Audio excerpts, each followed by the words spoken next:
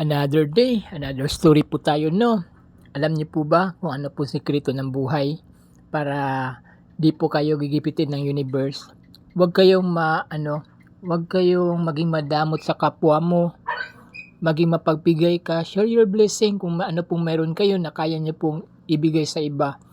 So ako po marami na po akong nabigyan, hindi lang po dito sa TikTok, kahit nung sa Bigo pa lang po ako. Mas gusto ko nga i-GCash ko na lang yung pera para buo talaga yung magagamit nila. So ito nga pala si Dana, mag-a-apply po siya ng audition para may work po siya. So nagpadala po ako ng pera, hindi man po kalakihan, pero that is from the bottom of my heart. Dahil naniniwala kasi ako na ang ibabalik ng universe sa akin yan, times 3, times 4. Hindi po ako mayaman, kaya naintindihan ko po. Nung panahon na walang-wala din po ako, may mga tao rin po kasi na nagbibigay sa akin. Kaya sinusukli ko po sa iba. Yun po yung pinakamaganda.